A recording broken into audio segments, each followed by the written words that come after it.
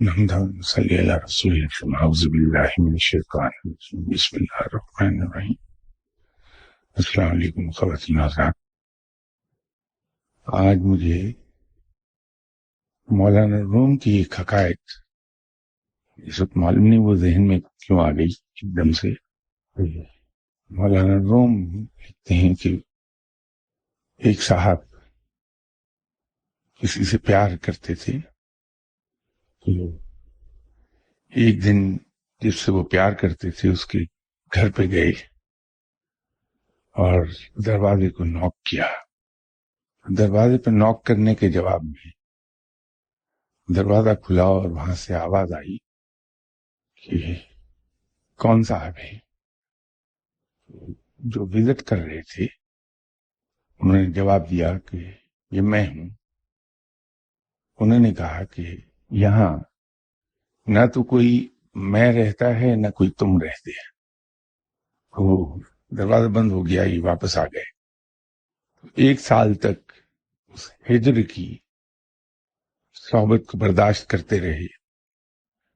پھر دوبارہ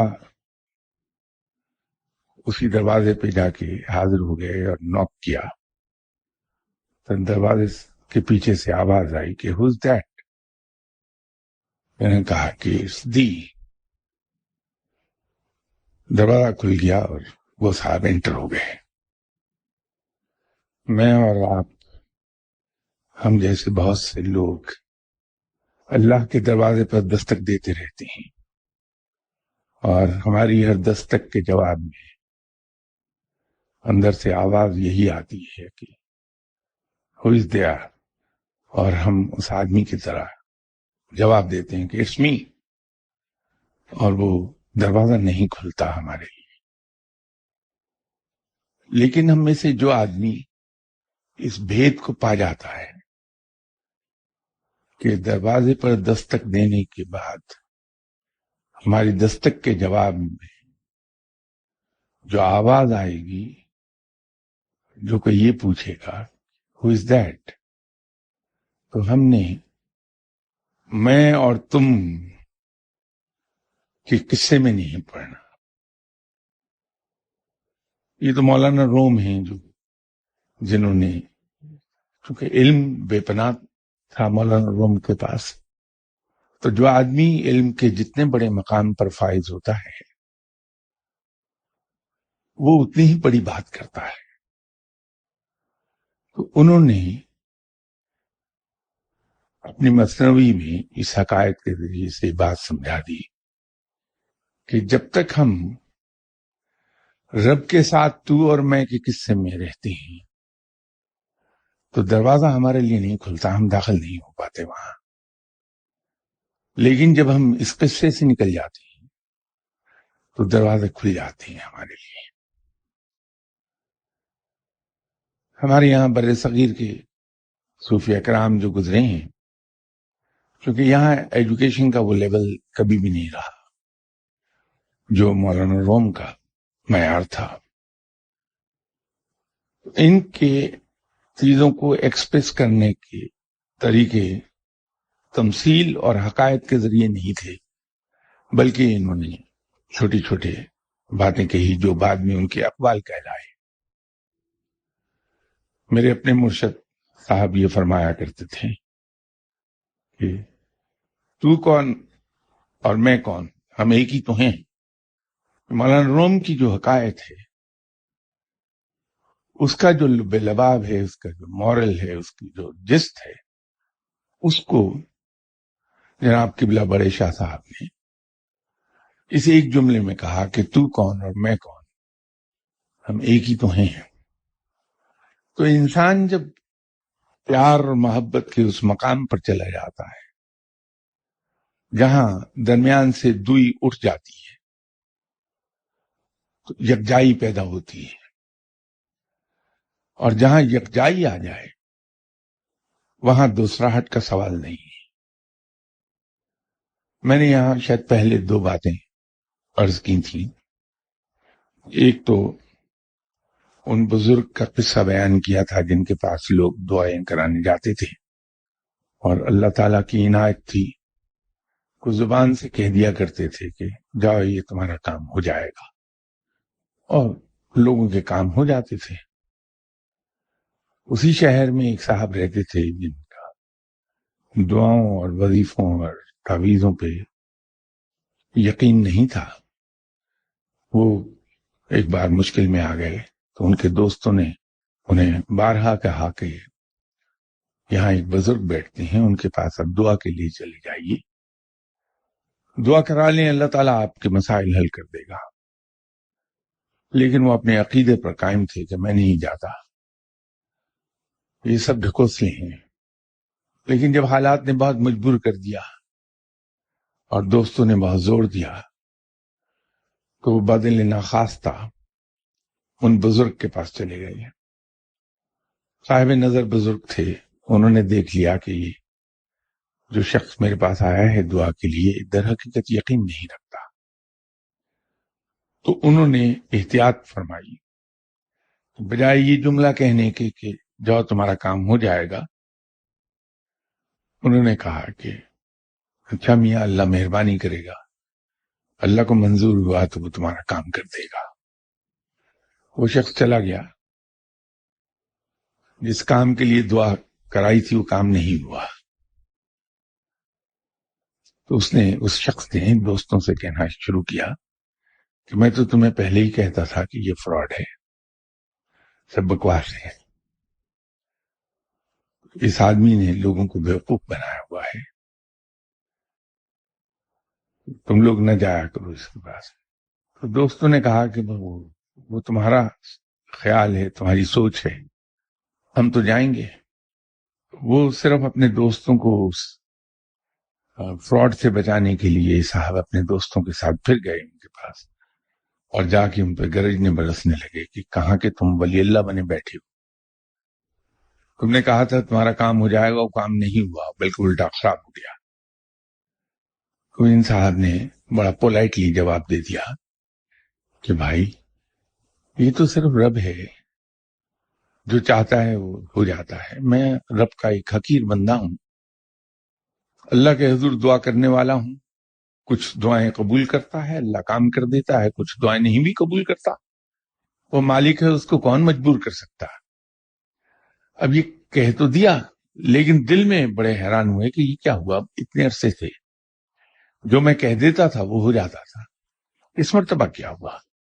تو بیٹھے بیٹھے نظر دوڑائی کہ یہ قصہ کیا ہے، تو پتا چلا کہ بات رب کو پسند نہیں آئی کہ اس نے دوسراہٹ کا مظاہرہ کر دیا یہ کہہ کے کہ اللہ کے حضور عرض کر دی ہے، انشاءاللہ تعالی اللہ نے چاہا تو کام ہو جائے گا۔ تو ڈانٹ یہ پڑی کہ کیا تمہیں مجھ پر بھروسہ ختم ہو گیا؟ یہ جو تم دوئی کے چکر میں پڑ گئے، پہلے تم مجھ پر بھروسہ کر کے کہ میں تمہارا دوست ہوں خود کہہ دیا کرتے تھے کہ جاؤ یہ کام ہو جائے گا، اور میں نے ہمیشہ تمہارے کام کر دیے، یہ تم نے آج دوسراہٹ کیسے پیدا کر لی میرے ساتھ؟ تو ان صاحب نے دل میں توبہ کی، معافی مانگی رب تعالیٰ سے، اور پہلے کے سٹائل میں نے کہا جامعہ تمہارا کام ہو جائے گا، اور وہ الحمدللہ ہو گیا۔ یہ جو رب کے ساتھ یکجائی کا قصہ ہے یہ بڑا امپورٹنٹ ہے، اور یاد رکھیے یکجائی اس وقت آتی ہے جب کسی کے ساتھ انسان کی محبت کے زمرے سے نکل کے عشق میں داخل ہو جائے۔ جب پوری طرح انسان عشق میں ڈوب جاتا ہے تو وہاں وہ جس سے عشق کر رہا ہوتا ہے اسے اپنی ذات سے علیحدہ نہیں سمجھتا، اپنی ذات کا حصہ سمجھتا ہے، یا خود کو اس کی ذات کا حصہ سمجھتا ہے۔ بڑے مان کے ساتھ اور بڑے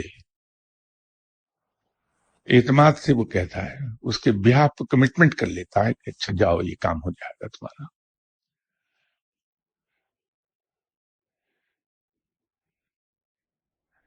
یہ اولیاء کرام بھی خوب گزرے ہیں۔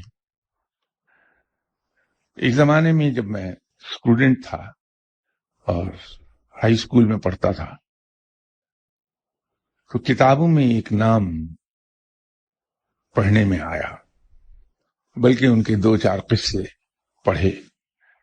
وہ تھے ملا نصر الدین. تو ہمارا یہ خیال تھا کہ یہ صاحب ترکی میں تھے اور یہ ترکی کے ون آف دی وائزسٹ مین، اور انہوں نے عقل کی باتیں انسانوں کو اپنے ان چھوٹے چھوٹے لطیفوں کے ذریعے سمجھائی ہیں. لیکن جب اس راہ پر آئے تو ایک انکشاف ہوا کہ ملا نصر الدین تو اولیاء کرام کی گھڑا ہوا ایک کردار ہے. تو جو باتیں اولیاء کرام سمجھانا چاہتے ہیں مجھ جیسے نالائق لوگوں کو، وہ ملا نصر الدین کی نام سے لطیفہ سنا دیتے ہیں، اور انسان اس لطیفے کو سن کے انجوائے بھی کرتا ہے اور اس کا موڈ خوشگوار ہو جاتا ہے. تو جب کوئی خوشگوار موڈ میں ہوتا ہے تو وہ ریسیپٹیو ہوتا ہے، چیزوں کو رجسٹر کر لیتا ہے. تو یوں ملا نصر الدین کے نام سے کہی گئی ایک عقل کی بات جو لطیفے کی صورت میں کہی ہے، وہ انسان کے ذہن پہ نقش ہو جاتی ہے اور لاشعوری طور پر وہ اس سے نتیجہ ڈیرائیو کر لیتا ہے، اور جو کچھ اسے ڈیرائیو کرتا ہے اس پر پھر زندگی میں عمل کرتا ہے.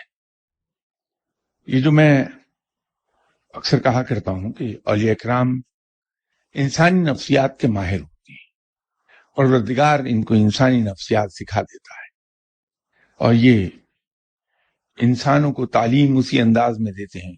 ان کے تعلیم دینے کا انداز ہر شخص کے ساتھ مختلف ہوگا. جنرلی تو یہ انڈائریکٹ میتھڈ یوز کرتے ہیں، کبھی ڈائریکٹ تعلیم نہیں دیتے، بہت انڈائریکٹ میتھڈ ہوتا ہے. بہت سی ڈانٹ، بلکہ اکثر ڈانٹ مجھے جو مرشد صاحب سے روز پڑتی رہی دن میں کئی بار، وہ انڈائریکٹ ہوئی. بہت عرصہ پہلے ایک میرے کالیگ تھے، وہ جب بھی سرکاری دورے پر امریکہ جاتے تھے تو ظاہر ہے کہ گورنمنٹ میں سیلری وغیرہ زیادہ ہوتی نہیں، ٹور پر ہم لوگ جاتے ہیں، نامینل سا TDA ملتا ہے. اب ان کا دل یہ چاہتا تھا کہ میرے لیے تحفہ لے جائیں کچھ نہ کچھ خرید کے. تو کوبا کا بنا ہوا ایک سگار تھا جو بھٹو صاحب پیا کرتے تھے. اس وقت بھٹو صاحب پرائم منسٹر تھے، اور اس وقت اس سگار کی قیمت $100 تھی.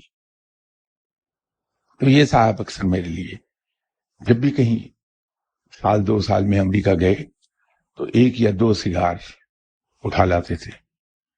تو میں صرف شوق یا شغل کے لیے 1 سگار کسی کو دے دیتا تھا اور 1 سگار سلگا کے تو پینے کی کوشش کرتا تھا.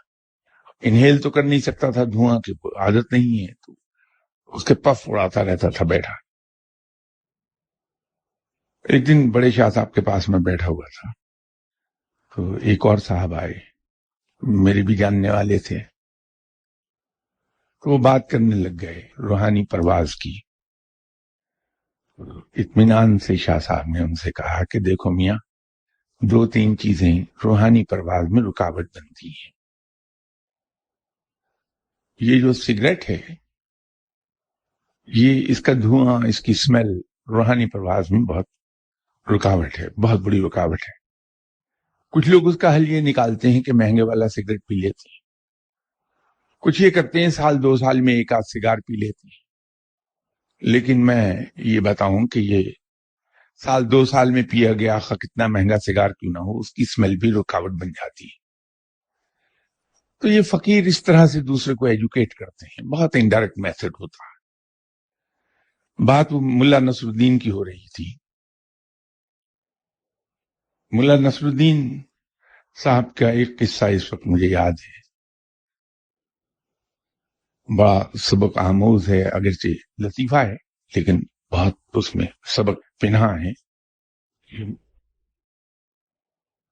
جس زمانے کی بات میں کر رہا ہوں کہ ملا نصر الدین تھے، اس زمانے میں ترکی میں موڈ آف ٹرانسپورٹ زیادہ تر گدھا تھا. تو لوگ ایک شہر سے دوسرے شہر میں گدھے پر خود بھی سوار ہو کے جاتے تھے اور سامان بھی اسی پر جاتا تھا۔ ملا نصرالدین ایک دن ایک شہر سے دوسرے شہر میں سفر کر رہے تھے اور اپنے گدھے پر بیٹھے ہوئے تھے۔ گدھے کی فطرت میں یہ بات ہے کہ جہاں اسے کسی دوسرے گدھے کی ڈراپنگز دکھائی دیں گی اسے سونگتا ضرور ہے۔ تو ملا نصرالدین چونکہ قافلے کے راستے پر سفر کر رہے تھے، جس راستے سے جس جگہ سے قافلے گزرتے ہیں، قافلوں کی گزرگاہ تھی، تو آبویسلی تھوڑے تھوڑے فاصلے پر ان سے پہلے گزرے ہوئے گدھوں کی ڈراپنگز پڑی ہوئی تھی۔ ان کا گدھا ہر 2-4 فرلانگ کے بعد رکتا تھا اور پہلے سے گری ہوئی ڈراپنگز کو سونگتا تھا۔ ظاہر ہے سونگنے کے لیے اسے اپنے گردن نیچی کرنا ہوتی تھی، تو ملا نصرالدین کو تکلیف ہوتی تھی کہ یہ بھی اس کے ساتھ جھکتے چلے جاتے تھے۔ جب تنگ آ گئے تو انہوں نے ایک عجیب کام یہ کیا کہ اپنے سامان میں سے ایک تھیلا نکالا اور جس ڈراپنگ کو گدھا سونگتا تھا وہ اٹھا کے اس تھیلے میں ڈال لیتے تھے۔ شام کو جب ایک سرائے میں جا کے پڑاؤ ڈالا رات گزارنے کے لیے، گدھے کو سرائے کے ساتھ بنے ہوئے اسٹیبل میں باندھا اور اس کے بعد وہ تھیلا نکالا جس میں انہوں نے گدھوں کی ڈراپنگ اکٹھی کی تھی اور اپنے گدھے کے منہ پہ چڑھا دیا۔ تو گدھے کا سانس رکنے لگا تو اس نے اچھل کود مچائی۔ تو جو لوگ سرائے میں اور آئے ہوئے تھے انہوں نے ان سے کہا کہ عجیب بے رحم انسان ہو، سارا دن اس بے زبان پر تم نے سواری کی ہے، یہ سفر کرتا آیا ہے، اب رات اس کو آرام کے لیے ملی ہے اور تم نے اس کے منہ پر یہ تھیلا چڑھا دیا ہے، تو کچھ خوف خدا کرو، کیوں ظلم کرتے ہو؟ تو ملا نصرالدین نے کہا کہ میرا اس میں کوئی قصور نہیں ہے، یہ تو ان ڈراپنگز کو اس نے پسند کیا، میں نے صرف اسے اٹھا کے اکٹھا کر لیا، تو جو اس نے پسند کیا ہے اس کا خمیازہ اس کو بھگتنا چاہیے۔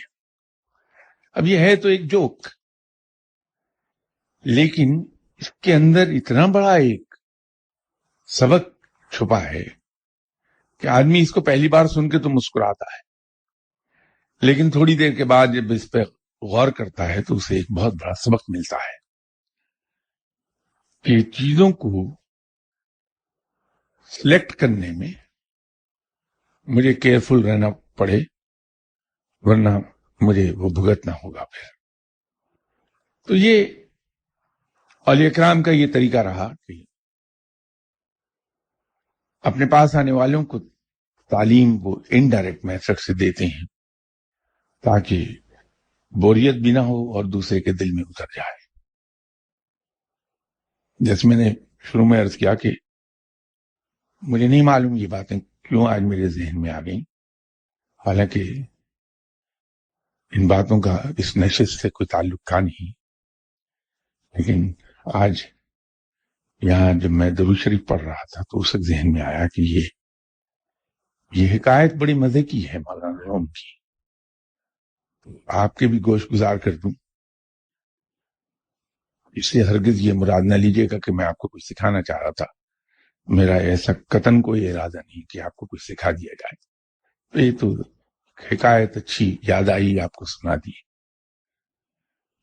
کسی صاحب نے ایک سوال پوچھا ہے، شام سے کیا مراد ہے، کس وقت سے لے کر کس وقت تک ہوتی ہے؟ مسلمانوں کے یہاں شام مغرب سے تھوڑا پہلے شروع ہوتی ہے اور مکمل اندھیرا چھا جانے تک شام کا وقت رہتا ہے۔ غالباً ان سے کسی نے کہا ہوگا کہ شام کے وقت یہ پڑھ لیجئے۔ جب کوئی یہ کہتا ہے کہ شام کو یہ پڑھ لیجئے تو مراد نماز مغرب کے بعد کا وقت ہوتا ہے، لیکن انگریز کی شام تو سوتے وقت تک رہتی ہے، وہ سورج غروب ہونے سے لے کے سوتے وقت تک گڈ ایوننگ ہی کہتا ہے، اور گڈ نائٹ صرف اس وقت کہے گا جب کسی سے رخصت ہو رہا ہوگا یا اپنے بیڈ پر جا رہا ہوگا۔ ایک اور کسی صاحب نے سوال کیا ہے کہ جس دن کوئی وظیفہ کسی وجہ سے چھوٹ جائے تو کیا اس کو ادا کرنے کا کوئی طریقہ ہے؟ وظائف کے سلسلے میں، تسبیحات کے اور ذکر اذکار کے سلسلے میں بہت تفصیل سے یہاں گفتگو ہوئی تھی، اور اس وقت یہ میکنزم بھی میں نے عرض کرنے کی کوشش کی تھی کہ جب ناغہ ہو جائے تو ہوتا کیا ہے، اور ریگولرلی ہم پڑھ رہے ہیں تو اس سے کیا اثرات مرتب ہوتی ہیں۔ میں ذاتی طور پر تو یہ آپ سے گزارش کروں گا کہ کسی حال میں بھی اپنے ذکر اذکار اور وظائف کو چھوڑیے نہیں، ماں سوائے کہ قدرت کی طرف سے کوئی مجبوری ہو جائے۔ بعض اوقات ہوتا یہ ہے کہ ایسی سچویشن میں ہم ہوتے ہیں کہ ہم پڑھ نہیں پاتے، تو پھر اس پہ ناغہ نہ کیا جائے، جو ہی فرصت ملے اس وقت پڑھ لیا جائے، وہ بہتر ہے۔ ناغہ کرنے سے بہرحال بہتر ہے، لیکن ٹھیک نہیں ہے وہ بات بھی۔ تو کوشش یہ کی جانی چاہیے کہ ہم اپنے معمولات کو اس طرح سے آرگنائز کر لیں کہ جو ہمارے ذکر اذکار کے اوقات ہیں، یاد الہی کے اوقات ہیں، اس وقت کوئی ایسی مصروفیت نہ آنے پائے جو اس میں خارج ہو جائے۔ ایک سوال پچھلی مرتبہ، بلکہ 2 سوال رہ گئے تھے کسی صاحب کے، تو میں نے یہ عرض کی تھی کہ میں آئندہ نشست میں اس کا جواب دینے کی کوشش کروں گا۔ تو سوال یہ تھا کہ انہوں نے میرے کسی گفتگو کا حوالہ دیا ہے کہ اس میں میں نے کہا تھا کہ حضرت مجدد الافسانی پہلے مجدد ہیں اسلام کے، لیکن میرے پڑھنے میں آیا ہے کہ حضرت مجدد الافسانی دوسرے 1000 سال کے مجدد ہیں، پہلے مجدد حضرت عمر بن عبدالعزیز ہیں۔ سب ہم سماور دی ادر، ہمارا ایک کلچر ایسا بنا، اور میں بھی اس سے باہر نہیں ہوں، میں صرف دوسروں کے لیے نہیں کہہ رہا، اپنی ذات کے بارے میں بھی یہ بات عرض کر رہا ہوں۔ ہم کسی بھی چیز کو صرف سطحی طور پر دیکھتے ہیں یا سطحی طور پر لیتے ہیں۔ جس جگہ میں نے عرض کیا تھا تو میں نے کہا تھا کہ مجدد 2 طرح کے ہوتے ہیں، ایک تو صرف مجدد کہلاتے ہیں، ایک مجدد کامل ہوتے ہیں۔ جو عام مجدد ہے وہ دنیا میں آتے ہیں at the turn of each century, اور جو مجدد کامل ہے وہ آتے ہیں at the turn of each millennium. حضرت عمر بن عبدالعزیز وہ مجدد تھے جو 100 سال کے مکمل ہونے پر ظاہر ہوتے ہیں، اور حضرت مجدد الافسانی وہ مجدد ہیں جو 1000 سال کے بعد آتے ہیں۔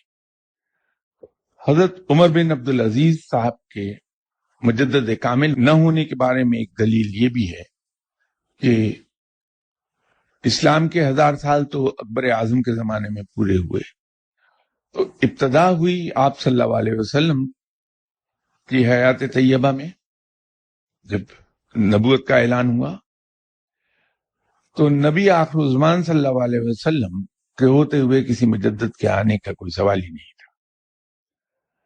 تو جب 1000 سال مکمل ہوں گے تو وہ مجدد کامل آئے گا، اور وہ تھے حضرت مجدد الافسانی۔ حضرت عمر بن عبدالعزیز 100 سال کے بعد آئے ہیں، وہ مجدد، لیکن وہ ذرا سے لیول کا فرق ہے۔ دوسرا سوال یہ ہے کہ انسانی اعضاء عطیہ کرنا کیسا ہے اسلام میں، کیا یہ جائز ہے؟ دیکھیے صاحب، جیسے میں نے پہلے بھی 2-3 موقعوں پر گزارش کی کہ فتویٰ دینا صرف ان لوگوں کو سزاوار ہے جو اس کے لیے مجاز ہیں، ان کے نام کے ساتھ مفتی لگتا ہے،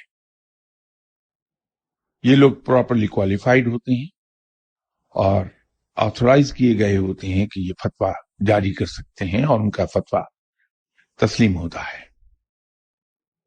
میں اس کا مجاز نہیں ہوں کہ فتویٰ دوں، میں تو ایک مسئلے کو ایکسپلین کر دوں گا، آپ کو فتویٰ نہیں دے سکتا میں، وہ کوئی مفتی ہی دے گا۔ اس پر کافی بحث ہوتی رہی ہے پچھلے 10 سال میں کہ اسلام میں اعضاء کا عطیہ کرنا جائز ہے یا نہیں ہے. بدقسمتی سے اس پر بھی دو رائے پیدا ہو گئی علماء کے درمیان اور دونوں طرف سے فتوے جاری کیے گئے. ایک اسکول آف تھاٹ علماء کا یہ کہتا ہے کہ یہ جائز ہے، لیکن ایک بڑا اسکول آف تھاٹ جو میجورٹی میں ہے وہ یہ کہتا ہے کہ اپنے اعضاء کو عطیہ نہیں کیا جا سکتا. غالباً ان کے ذہن میں یہ فتویٰ دیتے وقت یہ ہوگا، غالباً کہہ رہا ہوں، یہ میرا گیس ہے، کہ چونکہ یہ بات ہم پر بڑی واضح کر دی گئی ہے کہ جسم ہمارے پاس اللہ کی امانت ہے، اور اس جسم کو تکلیف نہ دینے کے بارے میں ہمیں تلقین کی گئی ہے کہ ہم اپنے آپ کو ایذا نہ پہنچائیں. تو اگر یہ جسم ہمارے پاس امانت ہے تو ان علماء کے ذہن میں شاید یہ ہوگا کہ اگر ہم اپنا کوئی عضو عطیہ کر دیتے ہیں تو ہم اس امانت میں خیانت کر رہے ہوں گے. یہ غالباً ان کے ذہن میں یہ ہونا چاہیے. تو یہ دونوں اسکول آف تھاٹ موجود ہیں. ایک بہت میجورٹی میں ہے کہ عطیہ نہیں کیا جا سکتا، دوسرا اسکول آف تھاٹ یہ کہتا ہے کہ عطیہ دیا جا سکتا ہے. اب آپ جس کو چاہے اس کو فالو کر لیجئے.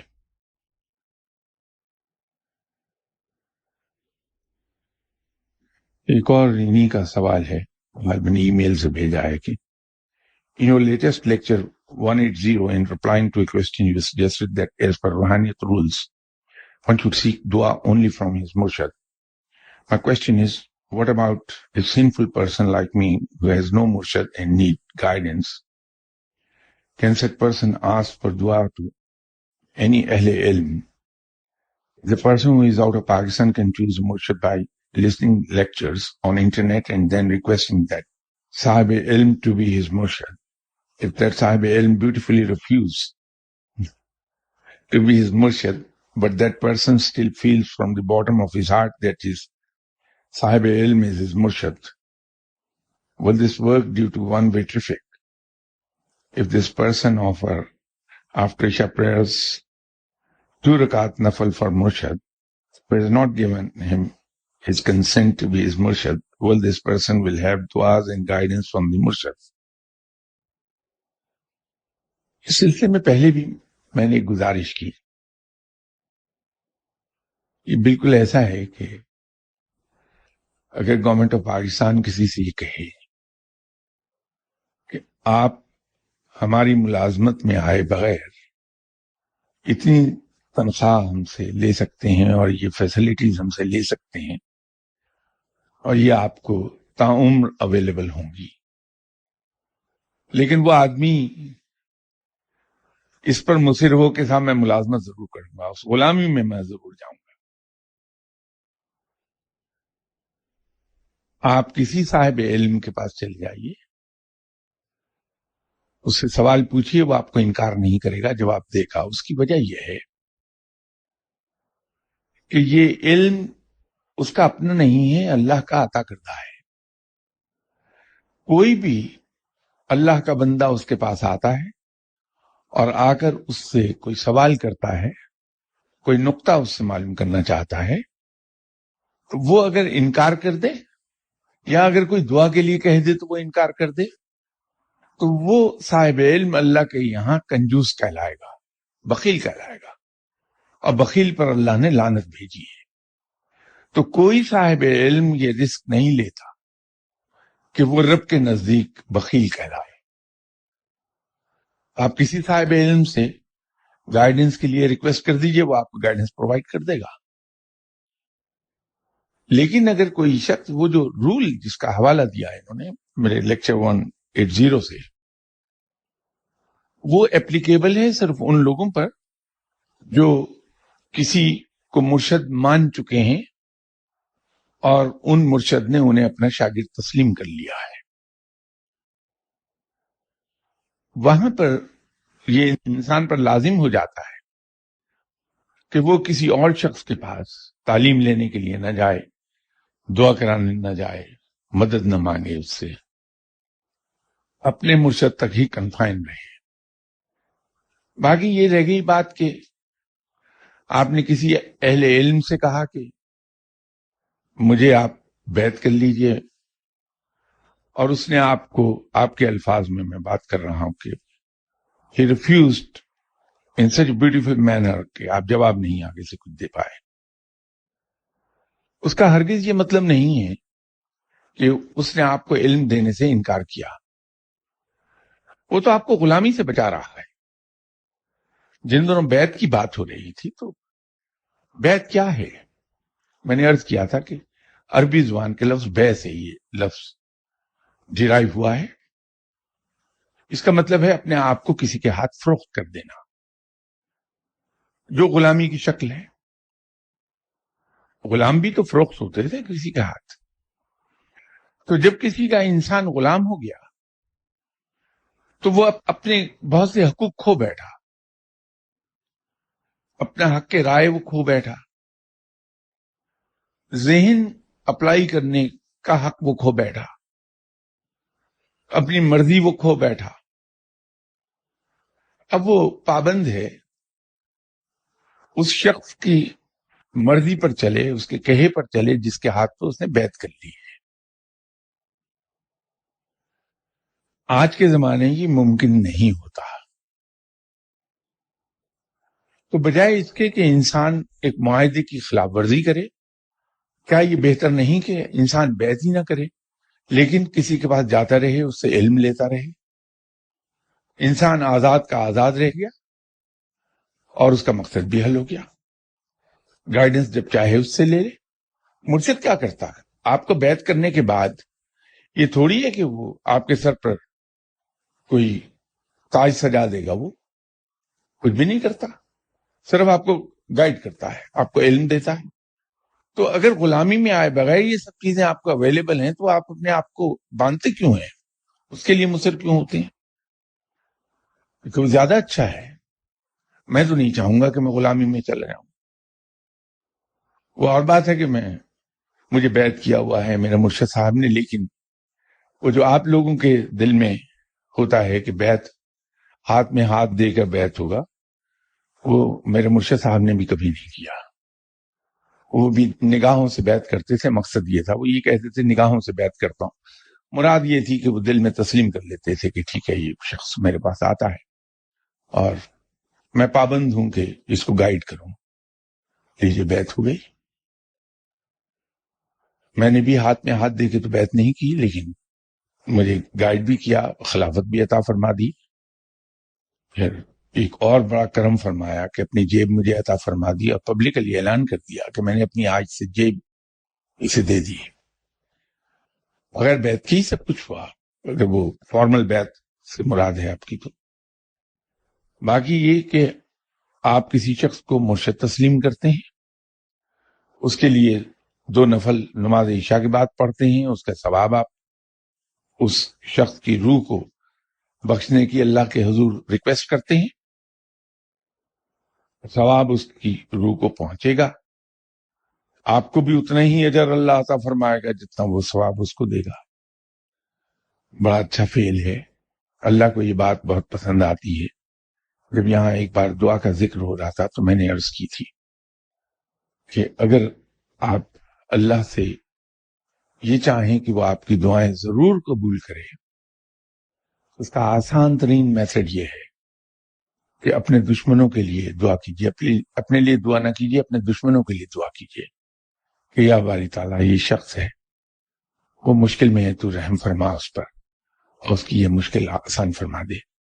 میں یہ تو نہیں جانتا کہ آپ کے دشمن کی مشکلات حل ہو جائیں گی یا نہیں ہو جائیں گی، لیکن یہ میں جانتا ہوں کہ بات اللہ کو اتنی پسند آئے گی کہ آپ پر وہ اپنی رحمتیں نچھاور کر دے گا اس بات پر۔ تو دوسروں کے لیے، دوسروں کا بھلا چاہنا، دوسروں کے کام آنا، دوسروں کے لیے اچھائی کا سوچنا، یہ رب کو بڑا عزیز ہے اور اس کا اجر خود انسان کو زیادہ ملتا ہے۔ بہت اللہ عطا کرتا ہے، تو ضرور نفل پڑھیے جس کے لیے بھی پڑھنا چاہتے ہیں آپ۔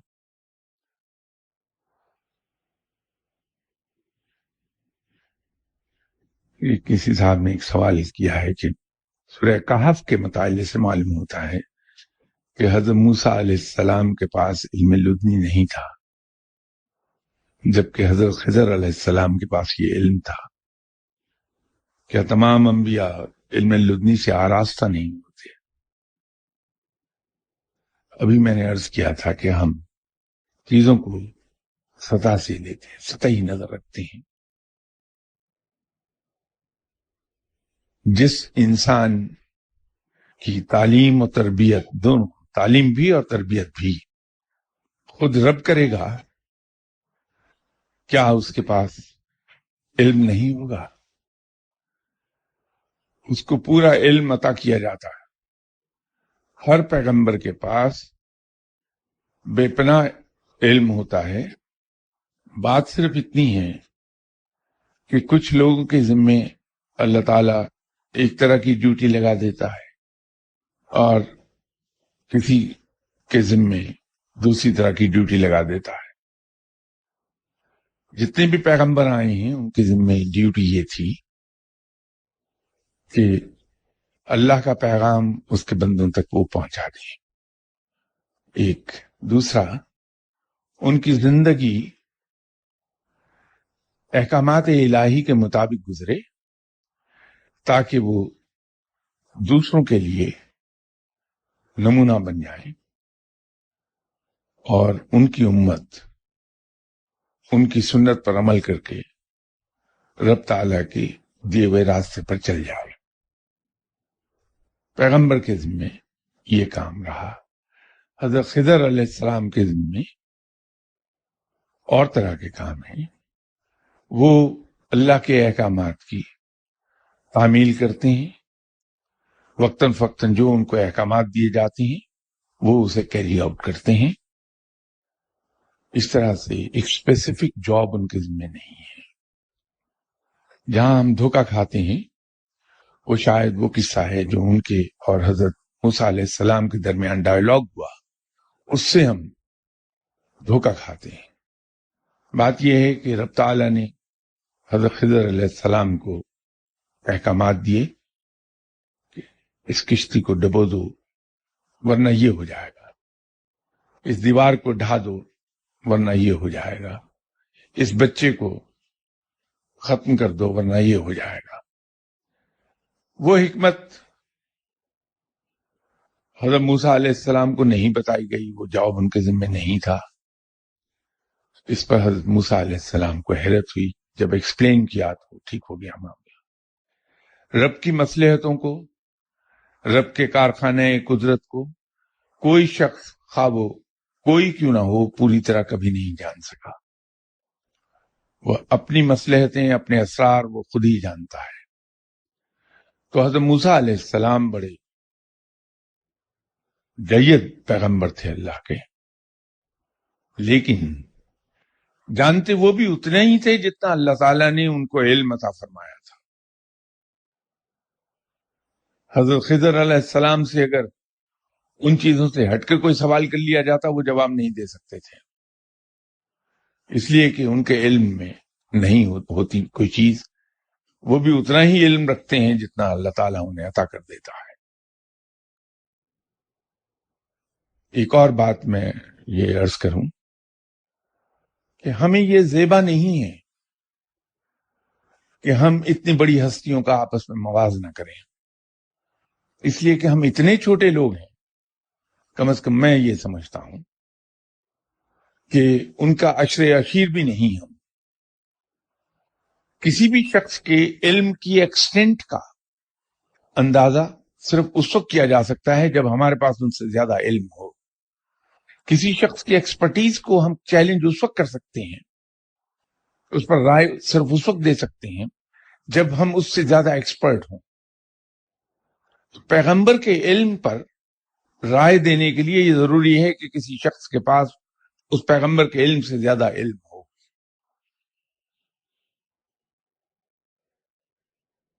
یہ بالکل ایسا ہے کہ آج اگر جنگ ہو جائے، یہ میں نے 71 کی لڑائی میں دیکھا ہے معاملہ، تو ایک آدمی جو تعلیم پرائمری اسکول کی بھی حاصل نہیں کر سکا، سڑک کے کنارے کھڑا ہوا گنڈیریاں بیچ رہا ہے، وہ بے دریغ کامنٹ پاس کر دے گا کہ یہ لاہور پر جو کمانڈر ہے ہمارا، اس کو کچھ پتہ ہی نہیں ہے، وہ اپنی فوج کو ادھر سے لے جائے، یوں کر لے، اور یہاں سے یوں کر لے، تو دیکھو امرتسر 2 منٹ میں فتح ہو جائے گا۔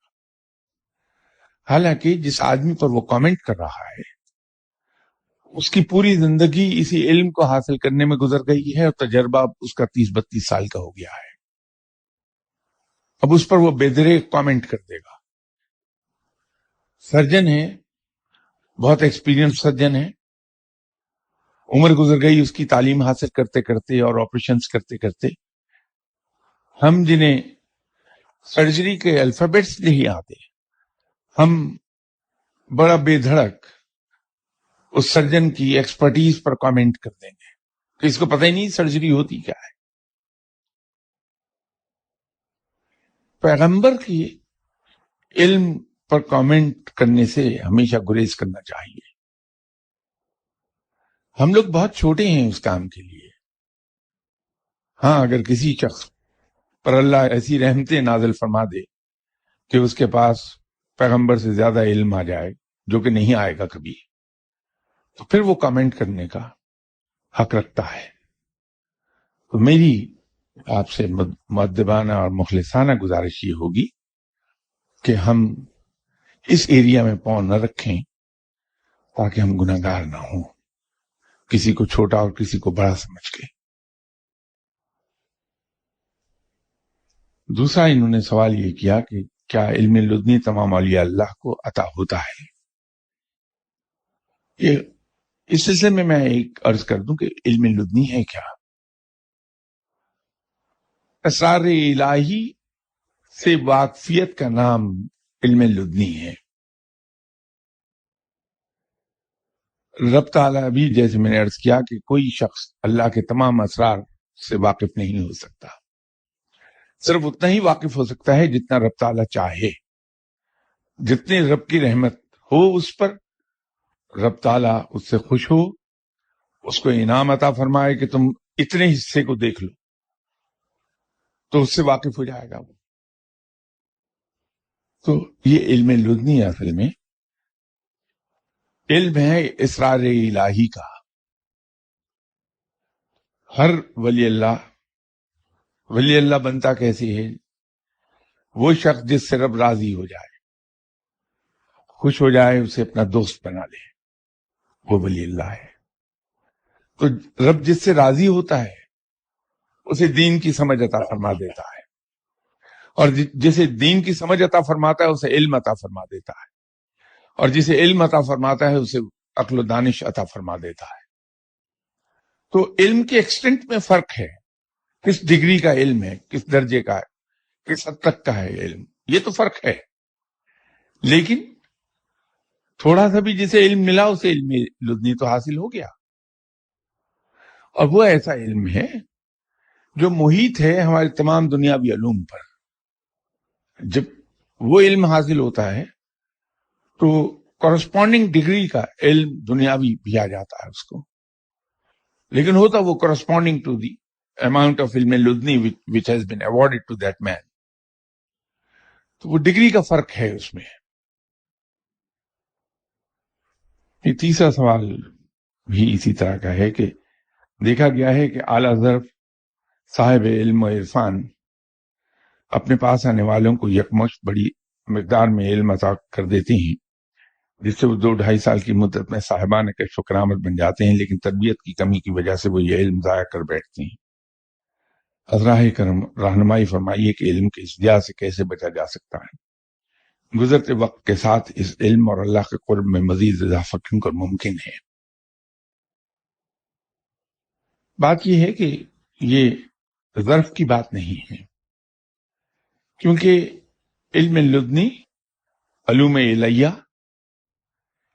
ملتے ہی اس آدمی کو ہے جس کا ظرف رب تعالی بہت بڑا کر دیتا ہے۔